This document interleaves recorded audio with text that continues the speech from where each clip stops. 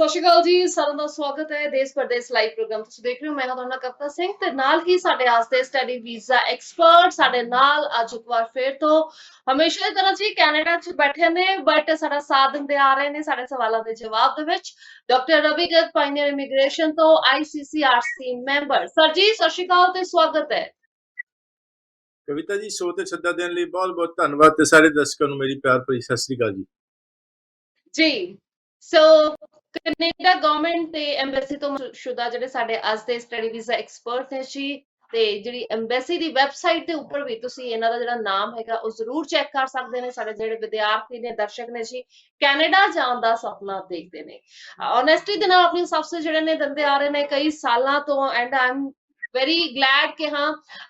ਇੰਨੇ ਟਾਈਮ ਤੋਂ ਸਾਡੇ ਵੀ ਨਾਲ ਇਸ ਸ਼ੋਅ ਦਾ ਹਿੱਸਾ ਜਿਹੜਾ ਬੰਦੇ ਆ ਰਹੇ ਨੇ ਸਾਡੇ ਸਵਾਲਾਂ ਦੇ ਜਵਾਬ ਦਿੰਦੇ ਨੇ ਟਾਈਮ ਟੂ ਟਾਈਮ ਜਿਹੜੀਆਂ ਵੀ ਅਪਡੇਸ਼ਨਸ ਆਉਂਦੀਆਂ ਨੇ ਰੂਲਸ ਐਂਡ ਰੈਗੂਲੇਸ਼ਨਸ ਨੂੰ ਲੈ ਕੇ ਹਮੇਸ਼ਾ ਚਰਚਾ ਕੀਤੀ ਹੈ ਡਾਕਟਰ ਰਵੀ ਗਰਗ ਨੇ ਸਾਡੇ ਨਾਲ। ਤੇ ਅੱਜ ਦਾ ਦੇਸ਼ ਪਰਦੇਸ ਲਾਈਵ ਦੇ ਵਿੱਚ ਜਿਹੜਾ ਮੇਨ ਟੌਪਿਕ ਸਾਡਾ ਰਹੇਗਾ ਜੀ ਦੈਟ ਇਜ਼ ਕਿ ਜਿਹੜੇ ਪ੍ਰੋਗਰਾਮਸ ਡੀਲ ਜਿਹੜੇ ਹੋ ਰਹੇ ਨੇ ਅੱਜ ਕੱਲ ਇਹ ਕਿਦਾਂ ਪ੍ਰੋਗਰਾਮਸ ਸਟੂਡੈਂਟਸ ਨੂੰ ਲੈਣੇ ਚਾਹੀਦੇ ਨੇ। ਉਸ ਤੋਂ ਇਲਾਵਾ ਬਜਟ ਜਿਹੜਾ ਜੀ ਕੈਨੇਡਾ ਦਾ ਉਹਦੇ ਤੇ ਜ਼ਰੂਰ ਡਿਸਕਸ ਕਰਾਂਗੇ। ਨਾਲ ਹੀ ਨਾਲ ਆਇਲਟਸ ਦੇ ਬੈਂਡ ਸਕੋਰ ਨੂੰ ਲੈ ਕੇ ਜਿਹੜੀ ਸਭ ਤੋਂ ਵੱਡੀ ਸਾਡੇ ਵਿਦਿਆਰਥੀਆਂ ਨੂੰ ਦਿੱਕਤ ਆਈ ਹੈ ਤੇ ਪ੍ਰੋਗਰਾਮ ਜਿਹੜਾ ਉਹ ਕਿੱਦਾਂ ਚੂਜ਼ ਕਰਨਾ ਹੈ ਇਹ ਵੀ ਜ਼ਰੂਰ ਡਿਸਕਸ ਕੀਤਾ ਜਾਏਗਾ ਜੀ। ਸਸਕੈਚੂਅਨ ਦੇ ਬੈਨੀਫਿਟ ਹੈਗੇ ਨੇ ਸਾਡੇ ਵਿਦਿਆਰਥੀ ਅਗਰ ਉੱਥੇ ਅਪਲਾਈ ਕਰਦੇ ਨੇ 1 ਸਾਲ 2 ਸਾਲ 3 ਸਾਲ ਜਾਂ 4 ਸਾਲ ਦੀ ਡਿਗਰੀ ਲੈਣੀ ਹੈ ਪ੍ਰੋਗਰਾਮ ਲੈਣੇ ਨੇ ਉਹ ਕਿੱਦਾਂ ਚੂਜ਼ ਕਰੀਏ ਕੀ ਸਾਨੂੰ ਬੈਨੀਫਿਟਸ ਹੋ ਸਕਦੇ ਨੇ ਤੇ ਡਿਗਰੀ ਆਫਟਰ ਡਿਪਲੋਮਾ ਤੇ ਸੇਵਿੰਗਸ ਇਹਦੇ ਵਿੱਚ ਸਾਨੂੰ ਕਿੱਦਾਂ ਹੋ ਸਕਦੀਆਂ ਨੇ ਹੋਰ ਵੀ ਕਈ ਗੱਲਾਂ ਜਿਹੜੀ ਡਿਸਕਸ ਜ਼ਰੂਰ ਕਰਾਂਗੇ ਤੇ ਡਾਕਟਰ ਰਵੀ ਗਰਗ ਸਾਡੇ ਨਾਲ ਨੇ। ਤਾਂ ਸਰ ਪ੍ਰੋਗਰਾਮਸ ਤੋਂ ਹੀ ਮੈਂ ਸ਼ੁਰੂਆਤ ਕਰਾਂਗੀ ਜਿਹੜੇ ਵਿਦਿਆਰਥੀ 12ਵੀਂ ਤੋਂ ਬਾਅਦ ਅਪਲਾਈ ਕਰਦੇ ਨੇ ਕਿੱਦਾਂ ਦੇ ਪ੍ਰੋਗਰਾਮਸ ਉਹਨਾਂ ਵਾਸਤੇ ਰਹਿੰਦੇ ਨੇ ਜਾਂ ਕਿੱਦਾਂ ਦਾ ਪ੍ਰੋਗਰਾਮ ਉਹਨਾਂ ਨੂੰ ਚੂਜ਼ ਕਰਨਾ ਚਾਹੀਦਾ ਹੈ। ਦੇਖੋ ਕਵਿਤਾ ਜੀ ਇਹ ਬੜਾ ਲੰਬਾ ਚੌੜਾ ਜਿਹੜਾ ਵੇਗ ਕੁਐਸਚਨ ਹੈਗਾ ਦਾ ਮਤਲਬ ਇਹ ਕਿ ਇਹਦੇ ਡਿਪੈਂਡ ਕਰੇਗਾ ਕਿ ਸਟੂਡੈਂਟ ਨੇ ਪਹਿਲਾਂ ਕੀਤਾ ਕੀ ਹੈਗਾ +2 ਨਾਨ ਮੈਡੀਕਲ ਕੀਤਾ ਮੈਡੀਕਲ ਕੀਤਾ ਗ੍ਰੈਜੂਏਸ਼ਨ ਕੀਤੀ ਹੈ ਕਿਸ ਫੀਲਡ 'ਚ ਕੀਤੀ ਹੈ ਗ੍ਰੈਜੂਏਸ਼ਨ ਹੈਗੀ ਤਾਂ BCom BBA BCA BTech ਵਿੱਚ computer electronics electrical mechanical civil engineering ਦੇਰ ਆਰ ਸੋ ਮੈਨੀ ਹੈ ਨਾ ਫੀਲਡ ਹੈਗੇ ਨੇ ਜਿਹੜੇ ਤੇ ਉਸਦੇ +2 ਕੀਤੀ ਹੈ medical non medical commerce arts ਦੇ ਵਿੱਚ ਸਬਜੈਕਟ ਕਿਹੜੇ ਸੀਗੇ ਹਰ ਇੱਕ ਜਿਹੜਾ ਇੱਕ ਕੇਸ ਆਪਣੇ ਆਪ ਦੇ ਵਿੱਚ ਪੂਰਾ ਇੱਕ ਪ੍ਰੋਫਾਈਲ ਜਿਹੜਾ ਦੇਖ ਕੇ ਆਪਾਂ ਉਸ ਦੀ ਡਿਟੇਲ ਦੇ ਵਿੱਚ ਫਿਰ ਉਸ ਦੇ ਨਾਲ ਜਿਹੜਾ ਉਹਦੀ ਆਪਾਂ ਡਿਸਾਈਡ ਕਰੀਦਾ ਹੈਗਾ। ਔਰ ਦੂਸਰਾ ਇਹ ਕਿ ਇੱਕ ਕਾਲਜ ਦੇ ਵਿੱਚ ਸਾਰੇ ਪ੍ਰੋਗਰਾਮਸ ਅਵੇਲੇਬਲ ਨਹੀਂ ਹੁੰਦੇ ਜਿਸ ਤਰ੍ਹਾਂ ਕਿ ਐਸੋਸੀਏਟ ਡਿਗਰੀ ਇਨ ਸਾਇੰਸ ਹੈਗਾ ਇਹ ਬ੍ਰਿਟਿਸ਼ ਕੋਲੰਬੀਆ ਦੇ ਵਿੱਚ ਬੜੇ ਸਾਰੇ ਕਾਲਜਿਸ ਯੂਨੀਵਰਸਿਟੀਜ਼ ਵਿੱਚ ਅਵੇਲੇਬਲ ਹੈਗਾ ਲੇਕਿਨ ਹੋਰ ਕਿਸੇ ਪਾਸੇ ਖਾਸ ਤੌਰ ਤੇ ਓਨਟਾਰੀਓ ਜਾਂ ਹੋਰ ਬੜੀ ਜ਼ਿਆਦਾਤਰ ਹੋਰ ਕਿਸੇ ਸਿਟੀ ਦੇ ਹੋਰ ਕਿਸੇ ਪ੍ਰੋਵਿੰਸ ਜਾਂ ਸਿਟੀ ਵਿੱਚ ਨਹੀਂ ਹੈਗਾ। ਇਸੇ ਤਰੀਕੇ ਨਾਲ ਜਿਸ ਤਰ੍ਹਾਂ ਆਫਿਸ ਐਡਮਿਨ ਐਗਜ਼ੈਕਟਿਵ ਹੈਗਾ ਇੱਕ ਪ੍ਰੋਗਰਾਮ ਉਹ ਓਨਟਾਰੀਓ ਰੀਜਨ ਦੇ ਵਿੱਚ ਹੈਗਾ ਕਈ ਕਾਲਜਿਸ ਦੇ ਵਿੱਚ ਬ੍ਰਿਟਿਸ਼ ਕੋਲੰਬੀਆ ਦੇ ਵਿੱਚ ਜਾਂ ਹੋਰ ਜ਼ਿਆਦਾਤਰ ਪ੍ਰੋਵਿੰਸਿਸ ਜਾਂ ਸਿਟੀਜ਼ ਦੇ ਵਿੱਚ ਨਹੀਂ ਹੈਗਾ। ਸੋ ਕਿਸ ਸਿਟੀ ਦੇ ਵਿੱਚ ਜਾਣਾ ਚਾਹੁੰਦੇ ਆ ਕਿਸ ਪ੍ਰੋਵਿੰਸ ਦੇ ਵਿੱਚ ਜਾਣਾ ਚਾਹੁੰਦੇ ਆ ਜ਼ਿਆਦਾਤਰ ਸਟੂਡੈਂਟਸ ਬੜੇ ਇਸ ਤਰ੍ਹਾਂ ਹੁੰਦੇ ਆ ਵੀ PR ਲੈਣੀ ਹੈਗੀ ਹੈ ਜਿਹੜਾ ਜਿੱਥੇ ਪੜ੍ਹ ਕੇ PR ਸੌਖੀ ਹੋ ਜੇ ਉੱਥੇ ਜਾਣਾ ਚਾਹੁੰਦੇ ਨੇ ਤੇ ਉੱਥੇ ਜਿਹੜੇ ਪ੍ਰੋਗਰਾਮਸ ਅਵੇਲੇਬਲ ਹੋਣਗੇ ਪਹਿਲਾਂ ਕੀ ਪੜ੍ਹਾਈ ਕੀਤੀ ਹੈ ਉਸ ਦੇ ਨਾਲ ਰੈਲੇਵੈਂਟ ਕੀ ਪ੍ਰੋਗਰਾਮਸ ਅਵੇਲੇਬਲ ਨੇ। ਜਿਸ ਤਰ੍ਹਾਂ ਹੁਣੇ ਥੋੜੀ ਦੇਰ ਪਹਿਲਾਂ ਮੇਰੀ ਗੱਲ ਹੋਈ ਸੀਗੀ ਕਿਸੇ ਨਾਲ ਕਿ ਉਹ ਕਹਿੰਦੇ ਜੀ +2 ਕਾਮਰਸ ਕੀਤੀ ਹੋਈ ਹੈਗੀ ਹੈ ਔਰ ਉਸਨੇ ਸੈਸਕਾਟੂਨ ਸਿਟੀ ਦੇ ਵਿੱਚ ਉਹਦੀ ਜਿਹੜੀ ਸਟੂਡੈਂਟ ਦੀ ਸਿਸਟਰ ਰਹਿੰਦੀ ਪਈ ਹੈਗੀ ਹੈ ਤੇ ਉੱਥੇ ਆਉਣਾ ਚਾਹੁੰਦੇ ਹੈਗੇ ਆ ਤੇ +2 ਕਾਮਰਸ ਨਾਲ ਬੜੇ ਸਾਰੇ ਸਟੂਡੈਂਟ ਬਿਜ਼ਨਸ ਦਾ ਅਕਾਊਂਟੈਂਸੀ ਦਾ ਕੋਰਸ ਲੈਂਦੇ ਨੇ ਔਰ ਉਹ ਜਿਹੜਾ ਹੈਗਾ ਅਵੇਲੇਬਲ ਹੈਗਾ ਸਸਕੈਚੁਆਨ ਦੇ ਵਿੱਚ ਪ੍ਰਿੰਸ ਐਲਬਰਟ ਸਿਟੀ ਹੈਗਾ ਜਾਂ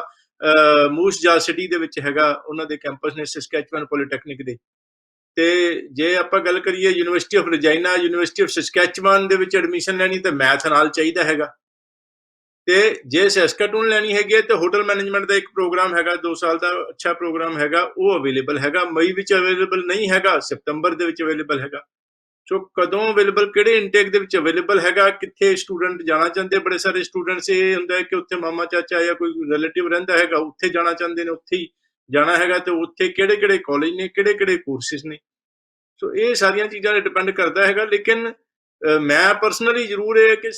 ਐਡਵਾਈਸ ਕਰਦਾ ਹੈਗਾ ਕਿ ਜੇ ਮੰਨ ਲਓ ਓਨਟਾਰੀਓ ਰੀਜਨ ਦੇ ਵਿੱਚ ਜਾਂ ਵੈਂਕੂਵਰ ਦੇ ਵਿੱਚ +2 ਸਟੂਡੈਂਟ ਹੈਗਾ ਗ੍ਰੈਜੂਏਸ਼ਨ ਤੋਂ ਬਾਅਦ ਫਿਰ ਵੀ ਪੋਸੀਬਿਲਿਟੀ ਹੁੰਦੀ ਹੈ +2 ਤੋਂ ਬਾਅਦ ਅਗਰ ਇਹਨਾਂ ਰੀਜਨ ਦੇ ਵਿੱਚ ontario ਜਾਂ ਵੈਂਕੂਵਰ ਰੀਜਨ ਦੇ ਵਿੱਚ ਜਿਸ ਤਰ੍ਹਾਂ ਖਾਸ ਤੌਰ ਤੇ ਸਟੂਡੈਂਟ ਪੜ੍ਹਨ ਵਾਸਤੇ ਆਂਦਾ ਤੇ 2 ਸਾਲ ਦਾ ਡਿਪਲੋਮਾ ਜਾਂ ਈਵਨ 3 ਸਾਲ ਦਾ ਜਾਂ 4 ਸਾਲ ਦੀ ਡਿਗਰੀ ਤੋਂ ਬਾਅਦ ਵੀ ਉਸ ਦੇ ਇੰਨੇ ਪੁਆਇੰਟਸ ਨਹੀਂ ਬਣ ਪਾਉਂਦੇ ਕਿ ਉਸ ਦੀ ਜਿਹੜੀ ਪੀਆਰ ਹੋ ਸਕੇ। ਔਰ ਆ ਤੇ ਜਾਂਦੇ ਨੇ ਵੀ ਕੋਈ ਰਿਲੇਟਿਵ ਹੈਗਾ, ਫਰੈਂਡ ਹੈਗਾ ਉੱਥੇ ਹੀ ਸਾਨੂੰ ਰਹਿਣਾ ਸੌਖਾ ਹੋ ਜਾਊਗਾ, ਸਾਨੂੰ ਤਕਲੀਫ ਨਹੀਂ ਆਏਗੀ। ਬਸ ਇਹ ਪਹਿਲੀ ਜਿਹੜੀ ਪੌੜੀ ਹੈਗੀ ਹੈ ਉਸ ਦੇ ਬਾਰੇ ਸੋਚ ਕੇ ਇੱਧਰਲੇ ਪਾਸੇ ਆ ਜਾਂਦੇ ਨੇ। ਲੇਕਿਨ ਜਦੋਂ 2 ਸਾਲ ਦਾ ਕੋਰਸ 16 ਮਹੀਨੇ ਜਾਂ ਚਲੋ 20 ਮਹੀਨੇ ਚ ਜਿਹੜਾ 4-4 ਮਹੀਨੇ ਦੇ ਸਮੈਸਟਰ ਹੁੰਦੇ 4, ਜਦੋਂ 2 ਸਾਲ ਪੌਣੇ 2 ਸਾਲ ਵਿੱਚ ਕੰਪਲੀਟ ਹੋਇਆ ਉਸ ਤੋਂ ਬਾਅਦ 3 ਸਾਲ ਦਾ ਵਰਕ ਪਰਮਿਟ ਮਿਲਦਾ ਹੈ। ਉਸ ਤੋਂ ਬਾਅਦ ਆਪਣੀ ਇਹ ਸੋਚ ਸ਼ੁਰੂ ਹੋ ਜਾਂਦੀ ਵੀ ਆਉਣ ਵਾਲੇ ਇਹ 3 ਸਾਲ ਦਾ ਡੈਡਲਾਈਨ ਟਾਈਮ ਹੈ, 3 ਸਾਲ ਦਾ ਮੈਕਸਿਮਮ ਟਾਈਮ ਹੈ, 3 ਸਾਲ ਦੇ ਅੰਦਰ ਪੀਆਰ ਲੈਣੀ ਹੈਗੀ ਹੈ। ਸੋ ਸੋਚ ਸ਼ੁਰੂ ਹੋ ਜਾਂਦੀ ਕਿਵੇਂ ਪੀਆਰ ਲਵਾਂ। ਔਰ ਅਗਰ ਪੀਆਰ ਜਿਸ ਤਰ੍ਹਾਂ ਮੈਂ ਕਿਹਾ ਕਿ ਉਹ 1 ਸਾਲ 2 ਸਾਲ 3 ਸਾਲ ਦੇ ਐਕਸਪੀਰੀਅੰਸ ਨਾਲ ਵੀ ਨਹੀਂ ਬਣਦੀ ਤੇ ਫਿਰ ਬੜਾ ਮੁਸ਼ਕਿਲ ਹੋ ਜਾਂਦਾ ਜਾਂ ਤਾਂ ਮੂਵ ਕਰਨਾ ਪੈਂਦਾ ਕਿਤੇ ਹੋਰ। ਉਹ ਵੀ ਜਿਹੜੇ ਜਿਸ ਤਰ੍ਹਾਂ ਮੰਨ ਲਓ ਕਿਤੇ ਹੋਰ ਪੜ੍ਹ ਕੇ ontario ਵੈਂਕੂਵਰ ਜਾਂ ਕਿਤੇ ਬ੍ਰਿਟਿਸ਼ ਕੋਲੰਬੀਆ ਜਾਂ ਕਿਤੇ ਹੋਰ ਪੜ੍ਹ ਕੇ ਸਟੂਡੈਂਟਸ ਜਿਸ ਤਰ੍ਹਾਂ ਸਸਕੈਚਵਾਨ ਵਿੱਚ ਆ ਕੇ ਵਰਕ ਕਰ ਲੈਣ ਡਿਊਰਿੰਗ ਜਿਹੜਾ ਪੋਸਟ ਗ੍ਰੈਜੂਏਟ ਵਰਕ ਪਰਮਿਟ ਦੇ ਵਿੱਚ ਵੀ ਅਗਰ ਇੱਥੇ ਆ ਕੇ ਵਰਕ ਕਰ ਲੈਣ ਤਾਂ ਪੀਆਰ ਸੌਖੀ ਹੁੰਦੀ ਹੈ। ਲੇਕਿਨ ਉਹ ਸੈਕੰਡ ਪ੍ਰੈਫਰੈਂਸ ਦੀ ਗੱਲ ਹੈ। ਫਸਟ ਪ੍ਰੈਫਰੈਂਸ ਉਹਨਾਂ ਨੂੰ ਹੈਗੀ ਹੈ ਜਿਹੜੀ ਇੱਥੇ ਹੀ ਇੱਧਰ ਦੇ ਸਸਕੈਚਵਾਨ ਦੇ ਕਾਲਜਿਸ ਦੇ ਵਿੱਚ ਯੂਨੀਵਰਸਿਟੀਜ਼ ਦੇ ਵਿੱਚ ਹੀ ਪੜ੍ਹਦੇ ਨੇ। ਸੋ ਉਹਨਾਂ ਨੂੰ ਮੂਵ ਕਰਨਾ ਵੀ ਔਖਾ, ਵੀ ਉੱਥੇ ਰਹੇ 2 ਸਾਲ ਪੜ੍ਹਾਈ ਦੇ ਦੌਰਾਨ, ਹੁਣ ਨਵੇਂ ਸਿਰੇ ਫਿਰ ਇੱਥੇ ਆ ਕੇ ਇੱਥੇ ਜੌਬ ਲੱਭਣੀ, ਸੈਟਿੰਗ ਕਰਨੀ ਔਰ ਸੈਕੰਡ ਪ੍ਰੈਫਰੈਂਸ ਦੇ ਵਿੱਚ ਪੈਣਾ। ਸੋ ਵਾਈ ਨਾਟ ਕਿ ਫਸਟ ਪ੍ਰੈਫਰੈਂਸ ਦੇ ਵਿੱਚ ਪੈਣ ਵਾਸਤੇ ਇੱਥੇ ਹੀ ਪੜ੍ਹਾਈ ਕੀਤੀ ਜਾਵੇ। ਸਸਕੈਚਵਨ ਦੇ ਵਿੱਚ SINP ਜਿਸ ਤਰ੍ਹਾਂ ਹੈਗੀ ਬੜੀ ਸਟਰੋਂਗ ਹੈਗੀ ਹੈ, ਸਟੂਡੈਂਟਸ ਇੰਟਰਨੈਸ਼ਨਲ ਸਟੂਡੈਂਟਸ ਇੱਥੇ ਪੜ੍ਹਦੇ ਨੇ, ਪੀਆਰ ਬੜੀ ਸੌਖੀ ਹੈ। ਮੈਨੀਟੋਬਾ 'ਚ ਪੜ੍ਹ ਕੇ ਸੌਖੀ ਹੈਗੀ ਹੈ। ਹੋਰ ਜਿਹੜੇ ਹੈ Atlantic provinces, New Brunswick, Nova Scotia, ਕੁਝ ਸਟੇਟਸ ਦੇ ਵਿੱਚ ਜਿਹੜੀ ਹੈ ਸੌਖੀ ਹੈਗੀ ਹੈ। ਸੋ ਇਹ ਜਿਹੜੇ ਅਲੱਗ-ਅਲੱਗ ਪੀਆਰ ਸੌਖੀ ਹੋ ਜੇ ਮੇਰੀ ਉਹਨਾਂ ਨੂੰ ਸਟੂਡੈਂਟਸ ਨੂੰ ਇਸ ਵਕਤ ਜਿਹੜੇ ਸਟੂਡੈਂਟਸ ਦੇ 2020 ਦੇ ਵਿੱਚ ਪਾਸ ਆਊਟ ਹੋਏ ਨੇ ਉਹਦੇ ਵਿੱਚ ਲਾਕਡਾਊਨ ਕਰਕੇ ਬੰਦ ਰਿਹਾ ਤਕਰੀਬਨ, ਔਰ ਖਾਸ ਤੌਰ ਤੇ ਆਈਲੈਟਸ ਇੰਸਟੀਚਿਊਟ ਬੰਦ ਰਹੇ। 15 ਅਕਤੂਬਰ ਨੂੰ ਖੁੱਲੇ ਨੇ ਔਰ ਉਸ ਤੋਂ ਬਾਅਦ ਹੁਣ ਸਟੂਡੈਂਟਸ ਕਰਕੇ ਬਾਹਰ ਜਾਣ ਦੀ ਬਹੁਤ ਸਾਰੇ ਆਫਿਸਿਸ ਖੁੱਲ ਚੁੱਕੇ ਨੇ ਔਰ ਸਟੂਡੈਂਟਸ ਦੀ ਫੋਨ ਤੇ ਔਰ ਪਰਸਨਲ ਵਿਜ਼ਿਟਸ ਦੇ ਨਾਲ ਇਨਕੁਆਇਰੀਜ਼ ਕਰਦੇ ਪਏ ਨੇ ਉਹੀ ਕਿ ਕਿੱਥੇ ਜਾਈਏ, ਕਿਹੜਾ ਕੋਰਸ ਲਈਏ, ਕਾਲਜ ਲਈਏ, ਡਿਟੇਲਸ ਉਹਨਾਂ ਦੀ ਫੀਸ ਕਿੰਨੀ ਹੈਗੀ ਹੈ ਐਂਡ ਆਲ ਦੈਟ। ਤੇ ਉਸ ਦੇ ਵਿੱਚ ਮੇਰੀ ਇੱਕ ਖਾਸ ਉਹਨਾਂ ਨੂੰ ਐਡਵਾਈਸ ਕਿ ਉੱਥੇ ਲਓ ਜਿੱਥੇ ਪੀਆਰ ਹੈ। ਰਹਿਣ ਸਹਿਣ ਦੀ ਤਾਂ ਦੇਖੋ ਕੈਨੇਡਾ ਹੈਗਾ, ਕੈਨੇਡੀਅਨ ਗਵਰਨਮੈਂਟ ਨੇ ਇੰਨਾ ਸਿਸਟਮ ਸੈੱਟ ਕੀਤਾ ਹੈਗਾ ਵੀ ਇੱਥੇ ਕੋਈ ਐਸੀ ਗੱਲ ਨਹੀਂ ਹੈਗੀ। ਕੋਈ ਸੇਫਟੀ ਦੇਖੋ ਇੱਕ ਖਾਸ ਤੌਰ ਤੇ ਇਹ ਨਹੀਂ ਹੈ ਕਿ ਖਾਸ ਤੌਰ ਤੇ ਕੁੜੀਆਂ ਨੂੰ ਲੈ ਕੇ ਬੜਾ ਪੇਰੈਂਟਸ ਨੂੰ ਹੁੰਦਾ ਹੈ ਜਿਹੜਾ ਚਿੰਤਾ ਹੁੰਦੀ ਹੈਗੀ ਹੈ ਵੀ ਕੱਲੀ ਕੁੜੀ ਜਾਂਦੀ ਪਈ ਹੈ, ਕੋਈ ਖਾਸ ਰਿਸ਼ਤੇਦਾਰ ਨਾ ਹੋਣ ਜਾਂ ਉਸ ਥਾਂ ਤੇ ਭੇਜਣਾ। ਪੀਆਰ ਸੌਖੀ ਹੈ ਲੇਕਿਨ ਉੱਥੇ ਰਿਸ਼ਤੇਦਾਰ ਨਹੀਂ ਹੈਗੇ, ਉੱਥੇ ਸੇਫਟੀ ਦੇ ਇਸ਼ੂਜ਼ ਕੀ ਹੋਣਗੇ, ਕੋਈ ਤਕਲੀਫ ਤਾਂ ਨਹੀਂ ਆਏਗੀ। ਤੇ ਆਪਾਂ ਨੂੰ ਇੰਡੀਆ ਦੇ ਵਿੱਚ ਆਪਾਂ ਡਰੇ ਹੁੰਨੇ ਆ ਕਿ ਤੁਹਾਨੂੰ ਪਤਾ ਹੈ ਕਿ ਜਿਹਦੀ ਲਾਠੀ ਉਹਦੀ ਭੈਂਸ ਦੇ ਵਿੱਚ ਉਹ ਪੋਲਿਟਿਕਸ ਹੈਗਾ, ਪੁਲਿਸ ਹੈਗੀ ਆ, ਹੋਰ ਸਾਰਾ ਜਿਹੜਾ ਵੀ ਕੁਝ ਗਲਤ ਮਲਤ ਕਈ ਤਰ੍ਹਾਂ ਦੇ ਕੰਮ ਚੱਲਦੇ ਨੇ।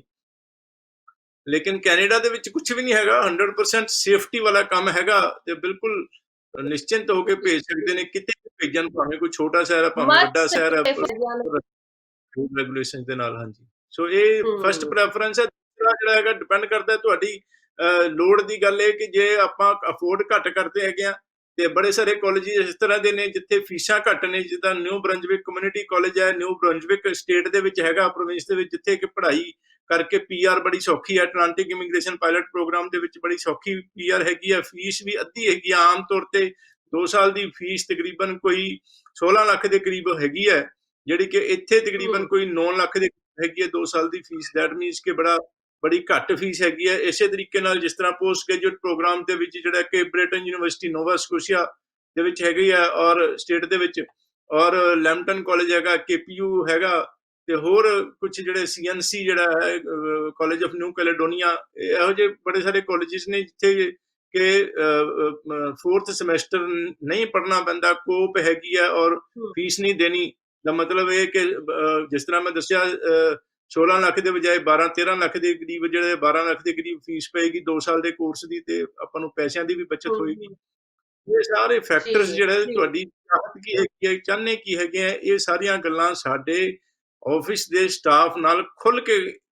ਕਰ ਸਕਦੇ ਨੇ ਕਲਾਇੰਟਸ। ਔਰ ਅਸੀਂ ਉਹੀ 2003 ਤੋਂ ਰੱਬ ਨੂੰ ਹਾਜ਼ਰ ਨਾਜ਼ਰ ਮੰਨ ਕੇ ਕਲਾਇੰਟਸ ਦੀ, ਸਟੂਡੈਂਟਸ ਦੀ ਬੀਇੰਗ ਪ੍ਰੋਫੈਸ਼ਨਲ ਜਿਹੜਾ ਹੈਗਾ ਸਾਡਾ ਫਰਜ਼ ਬਣਦਾ ਹੈਗਾ, ਇੰਨੀ ਸਾਰੀ ਨੌਲੇਜ,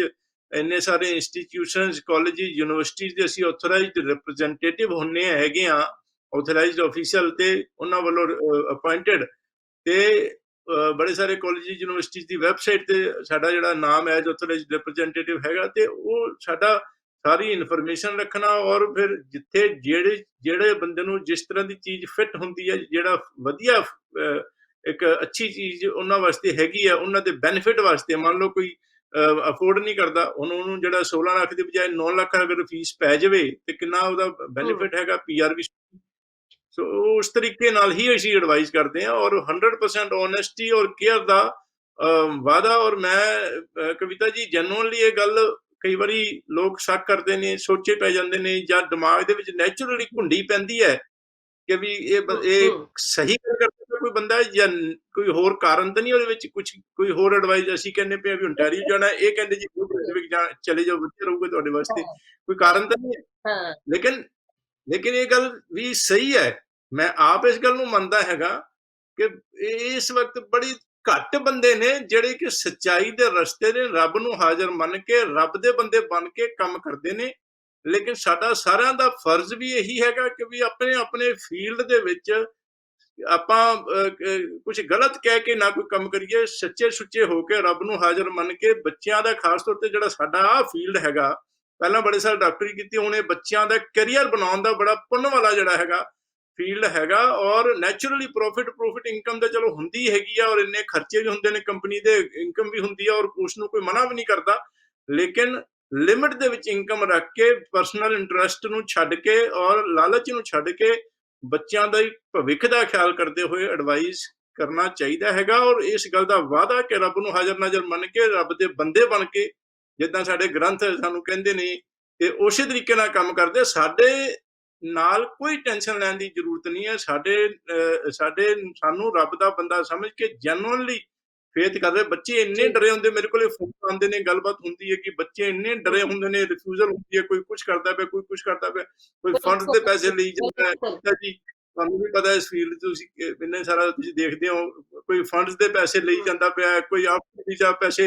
1.5 ਗੁਣਾ 2 ਗੁਣਾ ਲਈ ਜਾਂਦਾ ਪਿਆ, ਕੋਈ ਇਹੋ ਜਿਹੇ ਕਾਲਜ ਭੇਜਦਾ ਜਿੱਥੇ ਪੜ੍ਹ ਕੇ ਵਰਕ ਪਰਮਿਟ ਹੀ ਨਹੀਂ ਹੈਗਾ, ਤੇ ਉਹ ਪਤਾ ਨਹੀਂ ਕਿਹੜੀ ਕਿਹੜੀ ਕਾਰੀਗਰੀਆਂ ਜਿਹਨੂੰ ਕਹਿੰਦੇ, ਅਲੱਗ-ਅਲੱਗ ਗਲਤ ਰਸਤੇ ਨੇ ਜਿਹੜੇ ਕਿ ਪਤਾ ਨਹੀਂ ਉਹਨਾਂ ਨੂੰ ਕੀ ਇਹੋ ਜਿਹੇ ਕਿਸ ਤਰੀਕੇ ਨਾਲ ਉਹਨਾਂ ਦਾ ਰੱਬ ਉਹਨਾਂ ਦਾ ਸੁਣੇਗਾ। ਸੋ ਅਸੀਂ ਸਾਡੇ ਨਾਲ ਕੋਈ ਚਿੰਤਾ ਨਹੀਂ ਹੈ। ਵਰਕ ਅਸੀਂ 100% ਜਿਸ ਤਰ੍ਹਾਂ ਇੱਕ ਐਗਜ਼ਾਮਪਲ ਹੈਗੀ, ਅਸੀਂ ਸਿਰਫ ਉਸ ਕਾਲਜ ਵਿੱਚ ਹੀ ਭੇਜਾਂਗੇ ਜਿੱਥੇ ਪੜ੍ਹ ਕੇ ਵਰਕ ਪਰਮਿਟ ਮਿਲਣਾ ਹੀ ਮਿਲਣਾ ਹੈਗਾ। ਸਾਨੂੰ ਸੋਚਣ ਦੀ ਪੁੱਛਣ ਦੀ ਲੋੜ ਨਹੀਂ ਕਿ ਬੱਚੇ ਪੁੱਛਦੇ ਜੀ ਆਹ ਵਾਲਾ ਜਦੋਂ ਕਾਲਜ ਸੁਜੈਸਟ ਕਰੀਦਾ ਤੇ ਕੁਐਸਚਨ ਵਰਕ ਪਰਮਿਟ ਮਿਲੇਗਾ। ਬਈ ਉਹ ਨੈਚੁਰਲ ਸਾਡਾ ਭੇਜਣਾ ਹੀ ਉੱਥੇ ਫਰਜ਼ ਬਣਦਾ ਜਿੱਥੇ ਮਿਲੇਗਾ, ਉੱਥੇ ਦੱਸਣਾ ਹੀ ਨਹੀਂ ਬਣਦਾ ਜਿੱਥੇ ਨਹੀਂ ਮਿਲੇਗਾ। ਸੋ ਵੈਲਕਮ ਜੀ। ਜੀ ਰਵੀ ਸਰ, ਮੈਂ ਕਹਿ ਰਹੀ ਸੀ ਕਿ ਜਿਹੜੇ ਸਟੂਡੈਂਟਸ ਜਾਂਦੇ ਨੇ ਉਹ ਪਰਮਾਨੈਂਟ ਰੈਜ਼ੀਡੈਂਸੀ ਦੇ ਕਾਰਨ ਹੀ ਜਾ ਰਹੇ ਨੇ, ਆਮ ਸ਼ੋਰ। ਸੋ ਜਦੋਂ ਸਟੂਡੈਂਟ ਉੱਥੇ ਪਹੁੰਚਦਾ ਹੈ, ਕੋਈ ਕਾਲਜ ਚੇਂਜ ਕਰ ਲਿਆ, ਕਦੇ ਕੋਰਸ ਚੇਂਜ ਕਰ ਲਿਆ, ਜਾਂ ਆਪਣੀ ਜਗ੍ਹਾ ਉੱਥੋਂ ਚੇਂਜ ਕਰ ਲੈਂਦੇ ਨੇ, ਕਿ ਉਹ ਪਰਮਾਨੈਂਟ ਰੈਜ਼ੀਡੈਂਸੀ ਦੇ ਵਿੱਚ ਦਿੱਕਤ ਕਰ ਸਕਦੀ ਹੈ? ਨਹੀਂ, ਇਸ ਤਰ੍ਹਾਂ ਦੀ ਕੋਈ ਦਿੱਕਤ ਤਾਂ ਹੁੰਦੀ ਨਹੀਂ ਕਿ ਕੈਨੇਡਾ ਸਰਕਾਰ, ਕੈਨੇਡਾ ਅੰਬੈਸੀ ਔਰ ਕਾਲਜ ਯੂਨੀਵਰਸਿਟੀਜ਼ ਜਿਹੜੀਆਂ ਨੇ, ਇਹਨਾਂ ਨੇ ਮਿਲ ਕੇ ਇਸ ਤਰ੍ਹਾਂ ਦੇ ਰੂਲਸ ਬਣਾਏ ਹੁੰਦੇ ਆ, ਬੜੇ ਫਲੈਕਸੀਬਲ ਨੇ ਕਿ ਸਟੂਡੈਂਟਸ ਨੂੰ ਜਿੱਥੇ ਚੰਗਾ ਲੱਗੇ, ਜਿਹੜਾ ਕਾਲਜ, ਜਿਹੜਾ ਕੋਰਸ ਜਿੱਥੇ ਚੰਗਾ ਲੱਗੇ ਉੱਥੇ ਪੜ੍ਹ ਸਕਦੇ ਨੇ। ਉਹਨਾਂ ਦੇ ਉੱਪਰ ਕੋਈ ਦਬਾਅ, ਪ੍ਰੈਸ਼ਰ ਕੈਨੇਡਾ ਗਵਰਨਮੈਂਟ, ਹਾਲਾਂਕਿ ਆਸਟ੍ਰੇਲੀਆ ਵੱਲੋਂ ਜਦੋਂ ਵੀਜ਼ਾ ਲੱਗਦੇ ਹੁੰਦੇ ਸੀ ਕੁਝ ਟਾਈਮ ਪਹਿਲਾਂ, ਮੈਨੂੰ ਯਾਦ ਹੈ, ਤੇ ਉਹ ਕਾਲਜਿਸ ਦਾ ਨਾਂ ਲਿਖਿਆ ਹੁੰਦਾ ਸੀ ਵੀ ਇਸ ਕਾਲਜ ਵਾਸਤੇ ਹੀ ਹੈਗਾ। ਔਰ ਅਗਰ ਉਹਨਾਂ ਨੇ ਕਾਲਜ ਚੇਂਜ ਕਰਨਾ ਤੇ ਅੰਬੈਸੀ ਤੋਂ ਦੁਬਾਰਾ ਪਰਮਿਸ਼ਨ ਲੈਣੀ ਪੈਂਦੀ ਸੀ, ਦੁਬਾਰਾ ਵੀਜ਼ਾ ਲਵਾਉਣਾ ਪੈਂਦਾ ਸੀਗਾ, ਉਹਦੇ ਵਿੱਚ ਚੇਂਜ ਉਹਨਾਂ ਨੂੰ ਆਥੋਰਾਈਜ਼ ਕਰਵਾਉਣਾ ਪੈਂਦਾ ਸੀਗਾ ਅੰਬੈਸੀ ਤੋਂ। ਲੇਕਿਨ ਕੈਨੇਡਾ ਦੇ ਵਿੱਚ ਇਸ ਤਰ੍ਹਾਂ ਦਾ ਕੁਝ ਨਹੀਂ ਹੈਗਾ, ਜਿਹੜਾ ਮਰਜ਼ੀ ਕਾਲਜ ਕੋਰਸ ਚੇਂਜ ਕਰ ਸਕਦੇ ਹੈਗੇ ਆ।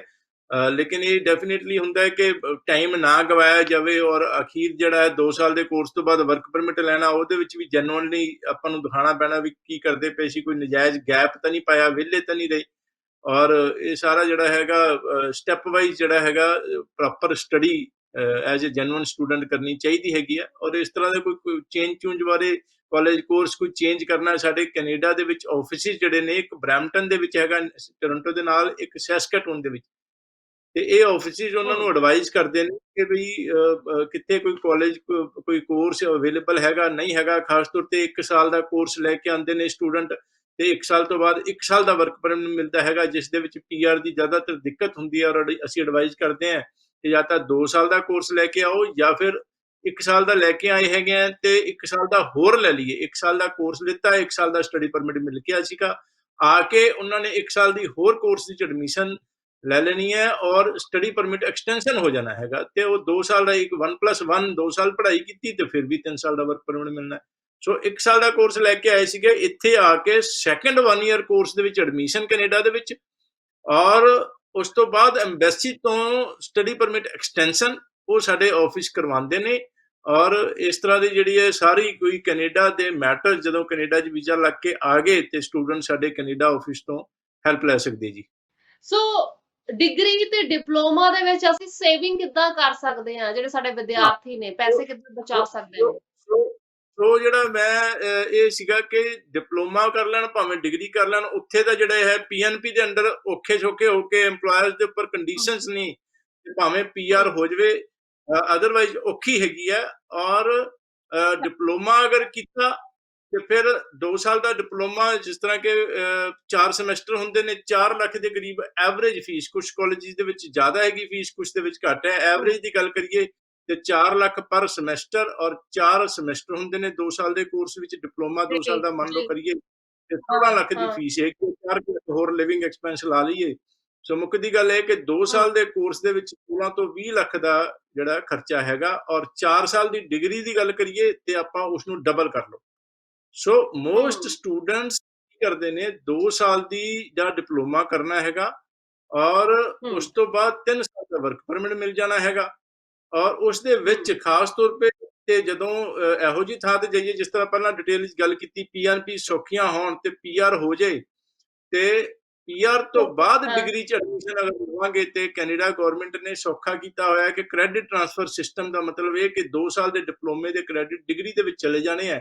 ਤੇ 4 ਸਾਲ ਵਾਲੀ ਡਿਗਰੀ ਦੇ ਵਿੱਚ ਜਿਹੜਾ 2 ਸਾਲ ਦਾ ਡਿਪਲੋਮਾ ਆਲਰੇਡੀ ਕੀਤਾ ਤੇ ਤੀਜੇ ਸਾਲ 'ਚ ਐਡਮਿਸ਼ਨ ਹੋ ਕੇ 2 ਸਾਲ ਦੇ ਵਿੱਚ ਡਿਗਰੀ ਕੰਪਲੀਟ ਹੋ ਜਾਏਗੀ। ਸੋ ਉਸ ਦੇ ਬੈਨੀਫਿਟ ਜਿਹੜੀ ਸੇਵਿੰਗ ਦੀ ਗੱਲ ਇਹ ਕਿ ਜਿਹੜੀ ਪੀਆਰ ਤੋਂ ਬਾਅਦ ਜਿਹੜੀ ਡਿਗਰੀ ਦੇ 2 ਸਾਲ ਦੀ ਜਿਹੜੀ ਪੜ੍ਹਾਈ ਕਰਾਂਗੇ ਡਿਗਰੀ ਪੂਰੀ ਕਰਨ ਵਾਸਤੇ, ਉਸ ਦੀ ਫੀਸ ਚੌਥਾ ਜਾਂ 5ਵਾਂ ਹਿੱਸਾ ਲੱਗੇਗੀ ਤੇ ਦੈਟ ਮੀਨਸ ਕਿ ਜਿਹੜੀ ਹੈਗੀ ਹੈ 16 ਲੱਖ ਦੇ ਬਜਾਏ 4-5 ਲੱਖ ਦੇ ਵਿੱਚ ਜਿਹੜੀ ਹੈ ਉਹ ਫੀਸ ਹੋਏਗੀ। ਹੋਰ ਵੀ ਬੜੇ ਬੈਨੀਫਿਟ ਇਹ ਨੇ ਕਵਿਤਾ ਜੀ ਕਿ ਇੱਕ ਤਾਂ ਜਦੋਂ ਇੰਟਰਨੈਸ਼ਨਲ ਸਟੂਡੈਂਟ ਆਪਾਂ ਡਿਗਰੀ ਕਰਾਂਗੇ 4 ਸਾਲ ਦੀ, ਉਸ ਦੇ ਵਿੱਚ ਜਿਹੜੇ ਬਾਅਦ ਵਾਲੇ 2 ਸਾਲਾਂ ਦੀ ਗੱਲ ਚੱਲਦੀ ਪਈ ਆ, ਉਸ ਦੇ ਵਿੱਚ ਜਿਹੜੀ ਹੈਲਥ ਇੰਸ਼ੋਰੈਂਸ ਦੀ ਫੀਸ ਤਕਰੀਬਨ $1,000-1,200 ਹੁੰਦੀ ਹੈ ਪਰ ਈਅਰ ਦੀ, ਉਹ ਸਟੂਡੈਂਟ ਨੇ ਦੇਣੀ ਹੈਗੀ ਹੈ। ਜਦੋਂ ਕਿ ਪੀਆਰ ਹੋਣ ਤੋਂ ਬਾਅਦ ਅਗਰ ਉਹ 2 ਸਾਲ ਹੋਰ ਲਾ ਕੇ ਡਿਗਰੀ ਕਰੇਗਾ ਤੇ ਉਹ ਜਿਹੜੀ, ਕਿਉਂਕਿ ਪਰਮਾਨੈਂਟ ਰੈਜ਼ੀਡੈਂਟ ਆਫ ਕੈਨੇਡਾ ਮਤਲਬ ਕਿ ਕੈਨੇਡੀਅਨ ਹੋ ਜਾਏਗਾ, ਤੇ ਫਿਰ ਉਸ ਦੀ ਹੈਲਥ ਇੰਸ਼ੋਰੈਂਸ ਦਾ ਜਿਹੜਾ ਹੈਗਾ ਸਾਰਾ ਖਰਚਾ, ਹੈਲਥ ਦਾ ਜਿਹੜਾ ਹੈਲਥ ਦੇ ਪ੍ਰੋਬਲਮਸ ਦੀ ਸਾਰਾ ਜਿਹੜਾ ਖਰਚਾ ਹੈਗਾ ਉਹ ਸਟੇਟ ਦੀ ਮਤਲਬ ਕਿ ਗਵਰਨਮੈਂਟ ਦੀ ਜ਼ਿੰਮੇਵਾਰੀ ਹੋ ਜਾਂਦੀ ਹੈਗੀ ਹੈ। ਔਰ part time study as international student ਜਿਹੜੀ ਮੈਂ ਆਪਾਂ ਗੱਲ ਕੀਤੀ ਲਾਸਟ 2 ਸਾਲ ਦੀ, ਉਹ ਜਿਹੜਾ ਹੈਗਾ student as international student part time study ਨਹੀਂ ਕਰ ਸਕਦਾ। ਔਰ ਡਿਗਰੀ ਜਦੋਂ ਆਪਾਂ ਡਿਪਲੋਮਾ ਤੋਂ ਬਾਅਦ ਪੀਆਰ ਤੋਂ ਬਾਅਦ ਡਿਗਰੀ ਕਰਦੇ ਹਾਂ, ਉਸ ਦੇ ਵਿੱਚ ਭਾਵੇਂ ਜਿਹੜੀ ਪਾਰਟ ਟਾਈਮ ਸਟੱਡੀ ਥੋੜੀ ਕਰਕੇ ਆਪਣੀ ਕਨਵੀਨੀਅੰਸ ਦੇ ਮੁਤਾਬਕ ਵੀ ਜਿਹੜੀ ਹੈ ਪਾਰਟ ਟਾਈਮ ਸਟੱਡੀ ਕਰ ਸਕਦੇ। ਇੱਕ ਹੋਰ ਬੈਨੀਫਿਟ ਇਹ ਕਿ ਪੀਆਰ ਤੋਂ ਪਹਿਲਾਂ ਮਤਲਬ ਕਿ ਐਜ਼ ਇੰਟਰਨੈਸ਼ਨਲ ਸਟੂਡੈਂਟ ਬੈਂਕਸ ਜਾਂ ਗਵਰਨਮੈਂਟ ਐਜੂਕੇਸ਼ਨ ਲੋਨ ਨਹੀਂ ਦਿੰਦੀ, ਕਿਉਂਕਿ ਤੁਸੀਂ ਫੋਰਨ ਸਟੂਡੈਂਟ ਹੈਗੇ ਹੋ, ਇੰਟਰਨੈਸ਼ਨਲ ਸਟੂਡੈਂਟ ਹੈਗੇ ਹੋ। ਔਰ ਪੀਆਰ ਤੋਂ ਬਾਅਦ ਜਿਸ ਤਰ੍ਹਾਂ ਆਪਾਂ ਗੱਲ ਕੀਤੀ 2 ਸਾਲ ਦੀ ਕਰਾਂਗੇ ਲਾ ਕੇ ਡਿਗਰੀ, ਤੇ ਉਸ ਤੋਂ ਬਾਅਦ ਬੈਂਕ ਤੋਂ ਜਾਂ ਕੈਨੇਡੀਅਨ ਗਵਰਨਮੈਂਟ ਤੋਂ ਲੋਨ ਜਿਹੜਾ ਐਜੂਕੇਸ਼ਨ ਲੋਨ ਮਿਲ ਜਾਂਦਾ ਹੈ, ਕਿਉਂਕਿ ਕੈਨੇਡੀਅਨ ਹੈਗੇ ਹੋ ਤੁਸੀਂ, ਤੁਹਾਨੂੰ ਐਜੂਕੇਸ਼ਨ ਦੇ ਵਿੱਚ ਸਪੋਰਟ ਕਰਨ ਵਾਸਤੇ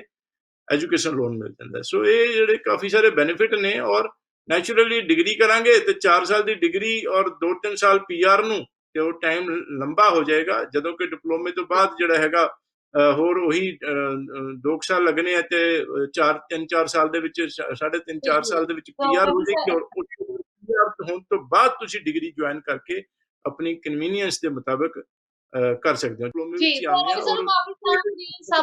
ਸਮਾਂ ਅਲਾਉ ਬਿਲਕੁਲ ਨਹੀਂ ਕਰ ਰਹੇ, ਬਹੁਤ ਅਸੀਂ ਓਵਰ ਚਲੇ ਗਏ ਹਾਂ। ਰਵੀ ਸਰ ਬਹੁਤ ਬਹੁਤ ਧੰਨਵਾਦ। ਸਤਿ ਸ੍ਰੀ ਅਕਾਲ ਜੀ ਸਾਰਿਆਂ ਨੂੰ। ਧੰਨਵਾਦ।